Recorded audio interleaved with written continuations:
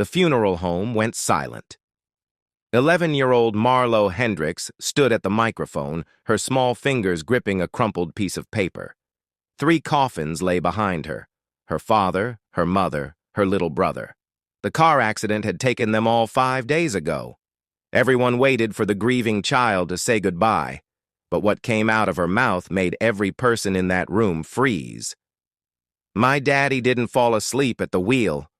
Her voice cracked, but she kept going. "He drove us off that bridge on purpose." Gasps exploded through the chapel. Someone dropped their program. It hit the marble floor with a slap that echoed like a gunshot. Marlowe's grandmother lunged forward from the front pew, reaching for the child, but Marlowe stepped back. Her eyes were red from crying, but they burned with something else now. Truth.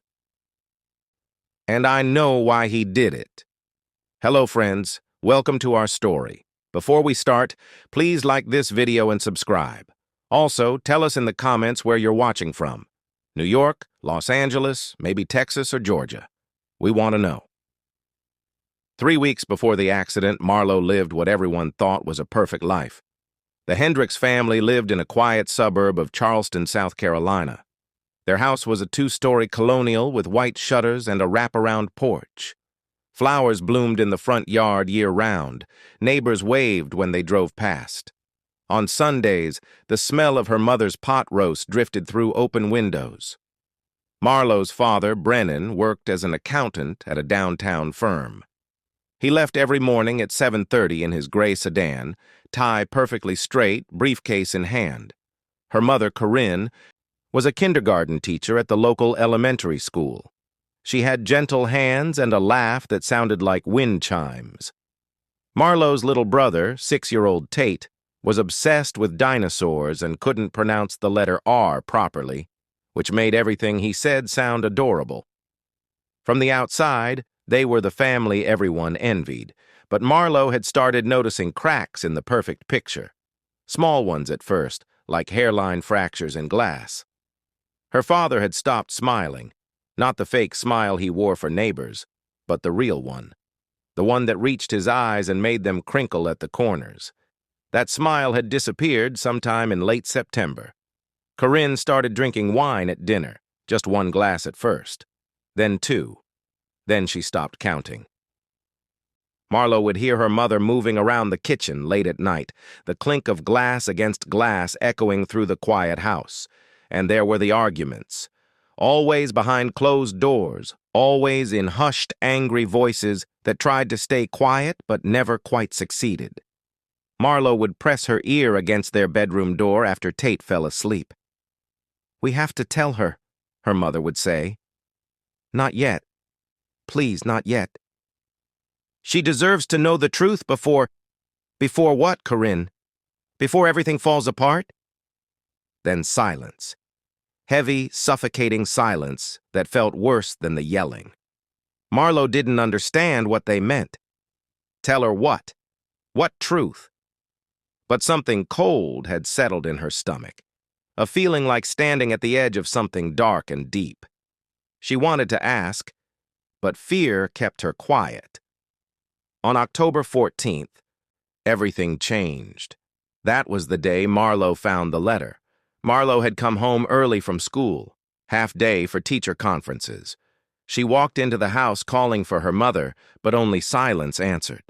Corinne's car sat in the driveway, so she had to be home. Marlowe dropped her backpack by the door and headed upstairs. The door to her parents' bedroom stood open. Unusual. Her mother always kept it closed during the day. Marlowe walked past, then stopped. Something made her turn back. A blue folder lay open on the bed, papers spilling out like someone had looked through them in a hurry and left them scattered. She shouldn't look. Good girls don't snoop through their parents' things, but her feet carried her forward anyway. Her hands picked up the top document. Bold letters across the top read, "Final notice. Foreclosure proceedings." Marlowe's breathing quickened. Foreclosure. That meant losing the house, her house. But how? Her father worked every single day. Her mother had a good job. They weren't poor. They had nice things. This didn't make sense. She rifled through more papers, credit card statements with balances that made her dizzy. $47,000, $63,000, $29,000, collection notices, past due stamps in angry red ink, court summons. Her father's name over and over, followed by words like defendant and judgment and garnishment. Then she found the letter. It was folded in half, wrinkled like someone had crumpled it and then tried to smooth it back out. The handwriting was shaky, almost frantic. It was addressed to her mother. Corinne, I can't live with what I've done. I stole from the company, $340,000 over 2 years. I thought I could pay it back. I thought if I kept playing, kept betting, eventually I'd win enough to fix everything. But it's over. They're pressing charges. The lawyer says I'm looking at 15 to 20 years. Federal prison. The house, the cars, everything will be taken to pay restitution. I can't put you and the kids through that. I can't let Marlowe and Tate watch their father be taken away in handcuffs. I can't let them grow up knowing what I am. There's only one way to protect them from the shame. I love you. I'm sorry. B. Marlowe read it 3 times. Her hands shook so badly the paper rattled. Gambling, stealing, prison. Her perfect father was a criminal. Her perfect life was built on lies and debt and stolen money. And that last part, one way to protect them from the shame. What did that mean?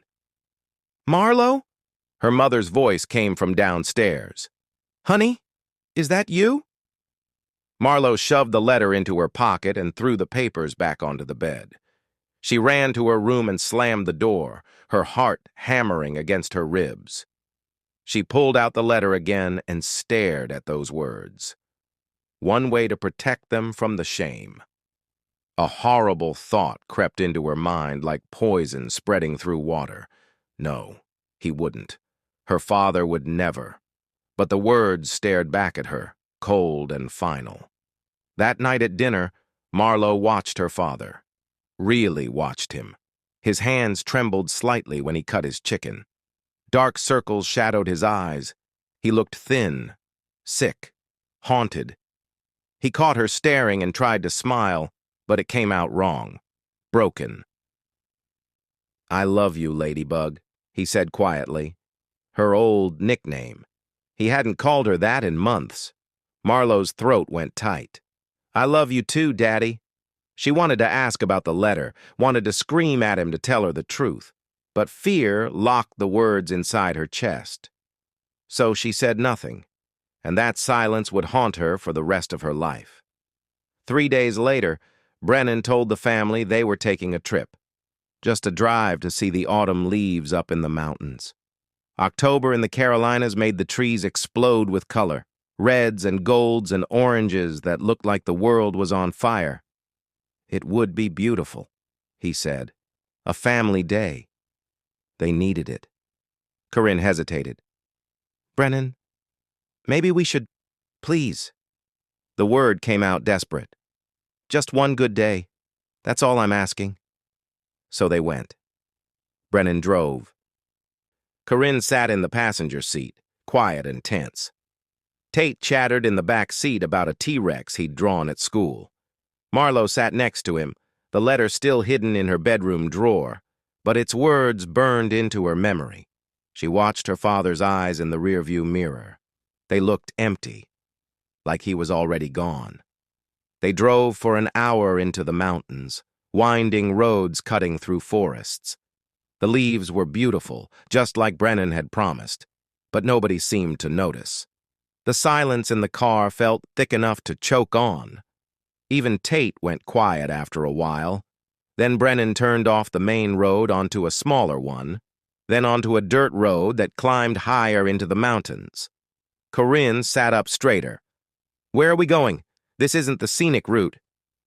I want to show you something, Brennan said softly. A place I used to come when I was young, when I needed to think. The dirt road ended at a clearing. Beyond it, Marlowe could see a wooden bridge stretching across a gorge. It was old, weathered gray planks and rusted cables, Below, rocks jutted up from a riverbed at least 200 feet down. "Brennan," Corinne's voice shook. "Turn around." "I can't." His hands tightened on the wheel. "I'm sorry. I can't let them see what I've become. I can't let them suffer because of what I did." Marlowe's blood turned to ice. "Daddy?" The car started moving forward, slowly at first. Corinne grabbed the wheel. "Stop, Brennan, stop the car. It's better this way." Tears streamed down his face. "They'll remember us as a family. Together, not as the people whose father is a thief and a failure." The car picked up speed. Marlowe screamed. Tate started crying. Corinne fought for control of the wheel, but Brennan was stronger. The bridge rushed closer. "Daddy, please!" Marlowe unbuckled her seatbelt. She lunged forward and grabbed her father's arm. "Please don't do this! I don't care about the money. I don't care about any of it. I just want you!" For 1 second, Brennan's foot moved toward the brake. 1 second where maybe he would stop. Maybe he would pull over and they would all get out and figure out how to fix this together. But the car had already left solid ground. The front wheels hit the bridge, and the old wood splintered like kindling. The car tilted forward. Corinne's scream cut through the air. Then they were falling. Marlowe felt weightless. Time stretched into something strange and slow. She saw Tate's dinosaur book floating in the air, her mother reaching back for them. Her father's face in the rearview mirror, regret and love and desperation all tangled together. Then everything went black with the sound of metal crunching and glass exploding. Marlowe woke up 3 days later in a hospital room. Every part of her body hurt. Broken ribs, shattered left arm, concussion, internal bleeding that required emergency surgery.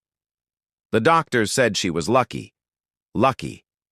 That word made her want to laugh and scream and throw something all at once.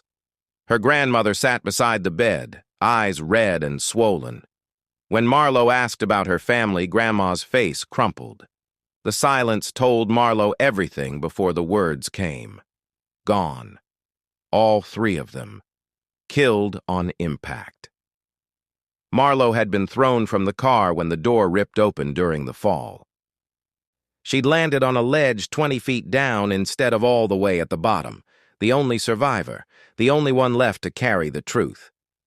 The police called it a tragic accident. The brake lines had failed, they said. Combined with the old bridge giving way, it was just a terrible series of events. Bad luck. Wrong place, wrong time. Even the insurance company agreed. They paid out the life insurance policies without question. But Marlowe knew better. She'd felt her father's foot on the gas pedal, not the brake. She'd heard him say it was better this way. She'd watched him make a choice. And in her grandmother's attic, hidden in a box of her mother's things that had been recovered from the house before the bank took it, Marlowe found her father's letter, the same one she'd seen that day. Her mother had kept it. At the funeral, everyone spoke about the wonderful Hendricks family, a wife and mother who touched so many young lives, a father who worked so hard for his family, a little boy who loved dinosaurs and made everyone smile, a tragedy that struck a perfect family too soon. Marlowe sat in the front row listening to the lies. Not lies, exactly, just incomplete truths. Stories that left out the darkness that had swallowed her father whole, the shame that had convinced him his children would be better off dead than alive with a criminal for a father, the gambling addiction that destroyed everything, the stolen money, the desperation, the choice he made for all of them. When they asked if anyone wanted to speak, Marlowe's grandmother tried to stop her, but Marlowe walked to the microphone anyway. She looked out at all those faces, neighbors, friends, her mother's teaching colleagues, people who thought they knew her family, and she told them everything. The gambling, the theft, the foreclosure, the letter, the bridge, her father's final words. The truth her parents had tried so hard to hide. The truth her father had been willing to murder his whole family to keep secret. People cried. Some shouted. Others just sat frozen, unable to process what this child was saying. Her grandmother pulled her away from the microphone, apologizing to everyone, saying Marlowe was traumatized and confused. But Marlowe wasn't confused. For the first time in months, she saw everything clearly. Standing at her family's graves, she made a promise. She would tell their real story. Not the sanitized version everyone wanted to hear, not the tragedy of a perfect family struck by bad luck, but the truth. The painful, complicated, devastating truth about a man who loved his family so much, he destroyed them to save them from shame. About mental illness and addiction and pride and the terrible choices people make when they can't see any other way out. Because silence had killed her family. Shame had killed her family. Secrets had killed her family. And Marlowe refused to let those same things kill their memory. Sometimes the most loving thing you can do is tell the truth, even when it's the hardest thing in the world. Even when people don't want to hear it. Even when it hurts. Her father had gotten that wrong. But Marlowe wouldn't make the same mistake. Thank you so much for watching until the end, friends. This true story reminds us that secrets and shame can destroy families from the inside out. If you or someone you love is struggling with addiction, debt, or thoughts of self-harm, please reach out for help. You are not alone, and there is always another way. If this story touched your heart, please hit that like button, subscribe to our channel, and share your thoughts in the comments below. We'll see you in the next story. Take care.